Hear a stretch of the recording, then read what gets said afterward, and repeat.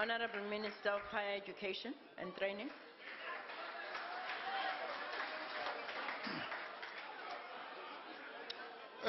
Thank you, Madam Deputy Speaker, the Honorable the President and Deputy President, Honorable members, and my comrades on the side of the House. I want to say to Honorable James, I want to tell you the story of education.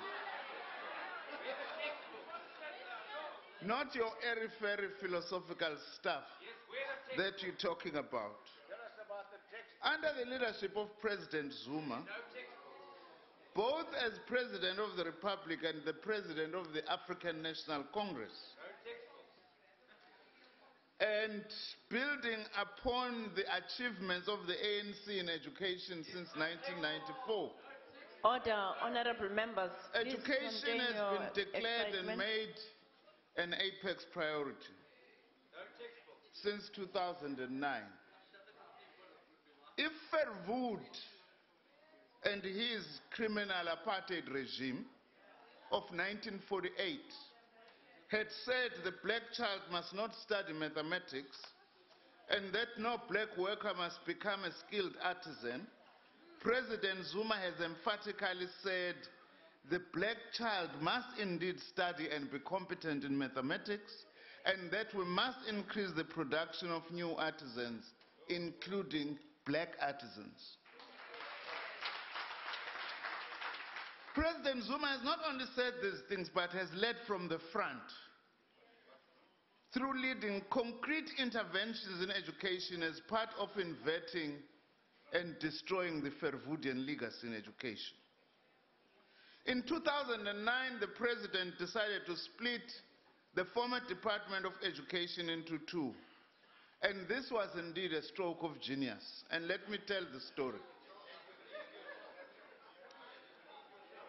As the Department of Higher Education and Training, we have developed a vision of post-school education and training, and we have already made some significant practical advances that are beginning to improve opportunities for our youth and adults in acquiring further education and skills.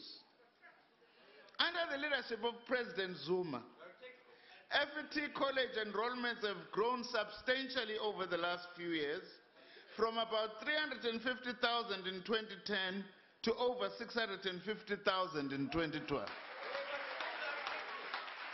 This has been made possible through a variety of strategies, including a concerted effort to raise popular consciousness around the possibilities provided by an FET education, through the introduction of fee-free education for poor students in FET colleges, and the expansion of shorter skills courses offered in FET colleges with the assistance of the SETAs. Parenthetically, the leader of the IFP stated yesterday that the President only wanted to provide for 11,000 jobs for young people. This is a serious misunderstanding, Sheng, if not deliberate distortion of what the President said.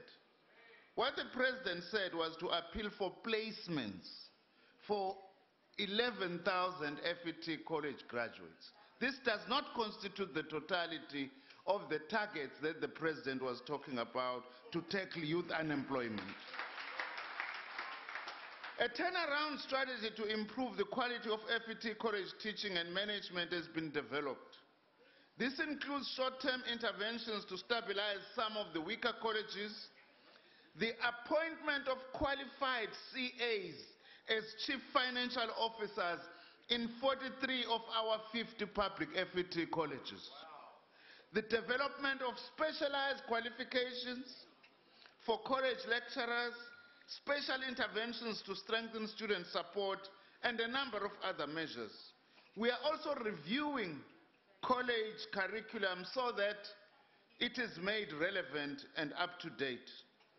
Under the leadership of this President, The National Student Financial Aid Scheme funding for loans and bursaries to students in universities and colleges have expanded massively from 2.375 billion in 2008 to well over 6 billion rands this year. The President is walking the talk.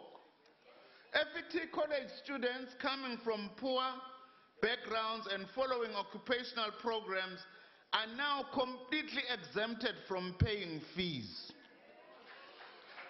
This is indeed the first ever in our country under the leadership of President Zuma. This has meant that bursary funds, bursary funds for FET college students coming from poor families, including from your constituency, have increased from 310 million rands in 2009 to 1.75 billion rands in 2012 and will reach 2 billion rands this year. Such a massive increase, largely to the benefit of poor black students, has never ever happened in our country before. It is happening for the first time under President Jacob Zuma.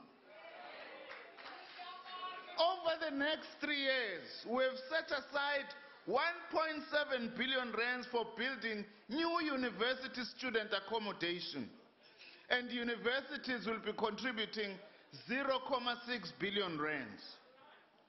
Of the 2.3 billion total, 1.4 billion will be spent on student accommodation at historically disadvantaged institutions where the need is greatest, including Forte, Trolip.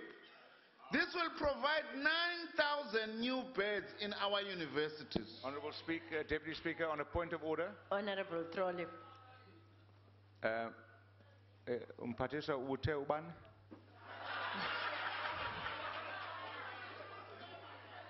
I said horrible Trolip. You didn't. Oh, sorry, I meant honorable. I made a mistake and said horrible Trolip. I'm sorry, my apologies.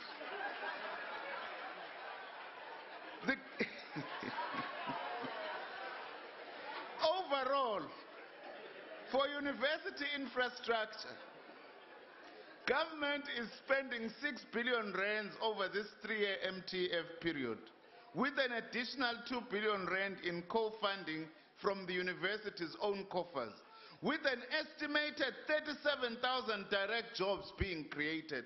The President is not theorizing about jobs. Here is infrastructure spending for social infrastructure and jobs.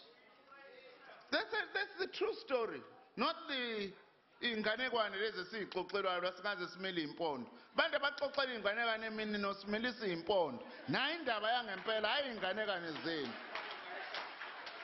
The government is now committed to establishing, by the way, what ostensibly will be 3 new universities to help expand our capacity and access to higher education.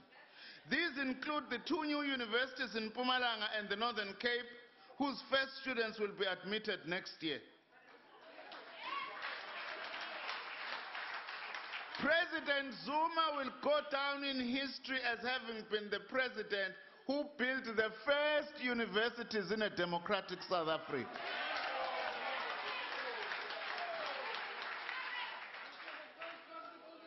2.1 billion rand has been set aside for infrastructure for these 2 universities, and over the next 3 years, and about 11,000 jobs, direct jobs, will be created during the construction phase. In addition, we are establishing a new comprehensive University of Health Sciences to be established on the Medunsa campus, which is being demerged from the University of Limpopo. I must emphasize that this will be more than just a demerger. The new university will be a much expanded institution and will include not only the training of medical doctors, but also other health professionals such as dentists, veterinarians, nurses, physiotherapists, medical technologists, radiographers, and so on. So that's part to your answer to the questions that you were raising.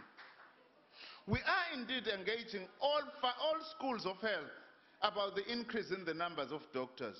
Not only VITS, we are also talking to techies as well as other universities in the meantime on how to increase the intake of especially doctors. As we are all aware, government is seriously committed to accelerating delivery of infrastructure to spearhead our country's growth. Under the leadership, Kamsholos. I want to emphasize that whatever the challenges we may face, we have made substantial progress over the last decade and a half in relation to schooling, with even more significant advances under President Zuma. The 2011 census shows that our educational levels have increased significantly. The proportion of South Africans with a grade 12 education or higher has risen from 28.8% in 2001 to 40.7% in 2011, an increase of 41.3%. School participation rates of 7 to 15-year-olds in 2011 was 98.8%. One of our most notable achievements has been the very significant expansion of grade R enrollments, meaning that most children start with their formal education a year younger than was previously the case. The proportion of 5-year-olds in school increased from 45.6% in 2001 and to 81.2% in 2011. This, together with our efforts to improve the quality of teaching, has begun to show up in the results of the annual national assessments. In grade 3, the national average performance in literacy was 52% in 2012, as compared to 35% in 2011, registering an improvement of 17%. This is the true story. In grade 3 numeracy, our learners performed at an average of 41% as opposed to 28% in 2011. Our grade 6 math results have, however, been disappointing, with an average performance of 27% as compared to 30% in 2011. But every effort will now be made to reverse this because we know the problem. The focus of the annual national assessment is the result of our increasing realization that the grade 12 pass rate is just one of many indicators of the health of our schooling system. Nonetheless, it is clear from the steady improvements in results in the National Senior Certificate that the education system has stabilized and is improving. A key indicator of better grade 12 results is the number of learners qualifying for university studies at bachelor's level. The 2012 figure of 136,047 is almost exactly double the level it was in 2000. Other significant achievements include the Department of Basic Education's undertaking to provide over 50 million workbooks annually to learners. The school nutrition program has now increased significantly to cover 8.8 million learners in about 21,000 primary and secondary schools. In December 2012, the National Schools Build program, under the Presidential Infrastructure Coordinating Committee, was launched to address national backlogs in classrooms, libraries, computer laboratories, etc. As the President said in the State of the Nation address this year, by the end of this financial year alone, we would have built 98 schools, over 40 of them in the Eastern Cape. This shows that government is being programmatic in tackling mud schools and other inappropriately built school structures, contrary to the ridiculous claims by the DA. Where's Watrolip? Now, uhulumeni kaMsholozi, holo uMsholozi, uyayiqeda lezi izikole zodaka ezisekhona njengamanje. Point of order. Ebesithini umphathiswa? Ubusithini mphathiswa? Angizomphendula lo muntu ngoba udla isikhathi sami sihlalo. But uthini? Utrolip. Honorable member. Honorable Trollip, please allow me to continue. Oh, my apologies, Honorable Trollip. In the light Deputy of all Speaker. this, What's the point of order? Will the former Inkatha Freedom Party member take a question? no, I'm not willing to take a question, Deputy Speaker. Continue. He said Indus is not willing. In the light of all this, we call upon our youth and parents to make full use of these opportunities. We call on our youth to study and work hard. We call upon our communities to get closer to our schools, colleges, and universities, to make sure that they are functioning. We call upon the trade union movement to mobilize its members to ensure that education does indeed become an apex priority in practice. So when the opposition, the DA and these other lackeys, DA Light, their own version and concoction of Coke Light, when they say they've lost confidence in President Zuma, they are in fact expressing their unhappiness about the advances made by the ANC under the leadership of the president. By the way, how can you lose confidence in someone you had never had confidence in the first place?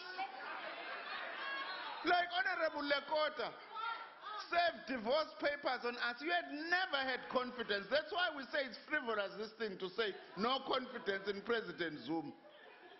And in any case, you don't have confidence in us and the president. The feeling is mutual. We don't have confidence in you too. So are millions of South Africans who do not have confidence in you.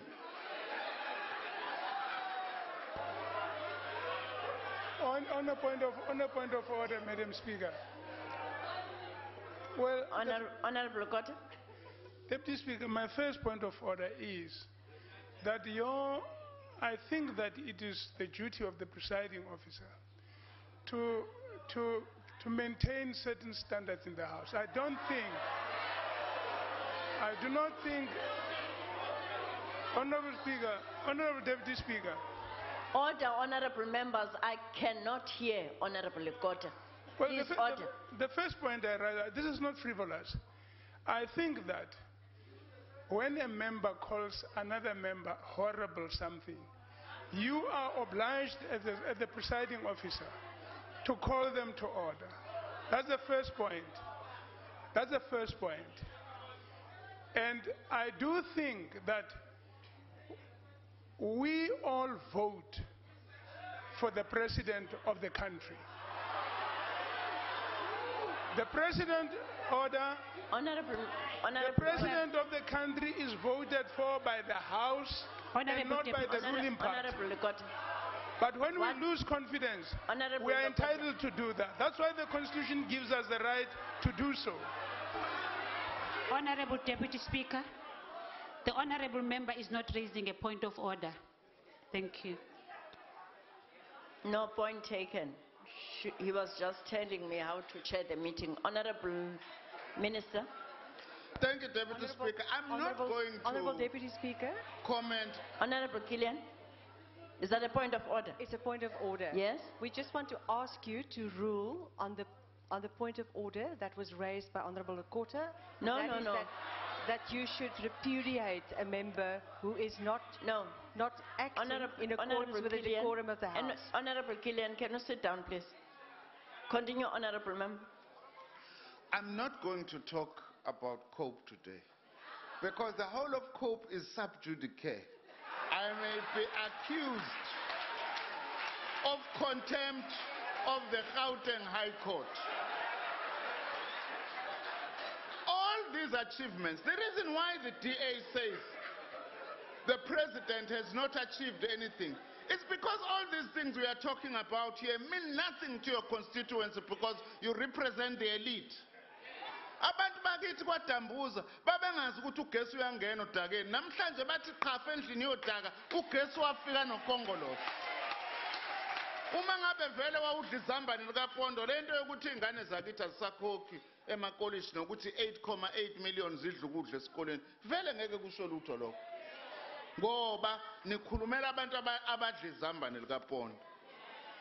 Shenge angithandi kube ngathi njalo uma ngikhuluma la kufanele ngikuphendule. Kodwa ezinye zezinto for the record kufanele zishiwe. We have made these advances because we defeated the apartheid regime. And we took up arms also, legitimately so. And if we were to be faced with the same circumstances, we will do exactly the same of what we did. My own concern is that I think that it is improper and extremely opportunistic for the IFP to say they did not appear before the TRC and its amnesty committee, but yet come and raise matters here that should have been raised through those processes. It's abuse of parliamentary privilege. Uma ngabe nakhetha ukuthi ningayi ekommitini lamaqiniso kufuneka nithule nize nife ngezinto okwakufanele zixoxwe lapha ngoba iParliament akuyona indawo yokuxoxa izinto okwakufanele zixoxwe kwi-TRC. Is that a point of order, Shank? It's a point of order because the minister, with due respect, is distorting what I said. And I think it's unbecoming for a minister of state to stand up here and talk like a petty demagogue. Continue, Minister. Ngoba ngiyahlonipha ngizukuphendula sokalisa. Ngoba uMadlamini wangikhulisa kahle. But I want to say that our record of struggle against the apartheid regime and its crimes will not be measured by whether we appeared or did not appear before the Truth and Reconciliation Commission and its amnesty committee. As a student of historical materialism for the past 33 years, I now know that our struggle against the apartheid regime will be told by history. And history has got its own way of telling the truth, no matter how long it takes, about what roles our respective organizations played in the struggle against apartheid. History never forgets. History also tends to be very stubborn with facts. And these facts will always, in the end, come out, no matter how long it may take. Ngamanye amazwi, umlando uyayixoxa indaba yakho uma isikhathi sesifikile nxamalala. Noma imnandi, noma yimbi, noma ngabe ibuhlungu kangakanani, umlando uyilanda indaba injengoba injalo. Uyoyilanda umlando indaba yokuthi senze njani ngesikhathi isizwe sithi asukume silwise ubandlululo. Instead, I am quite confident that history will judge President Jacob Zuma as a leader who did what he said in making education an apex priority. The ANC, our alliance, and millions of South Africans have got full confidence kuwe Msholozi ngoba into oyikhulumile uyayenza. Siyabonga.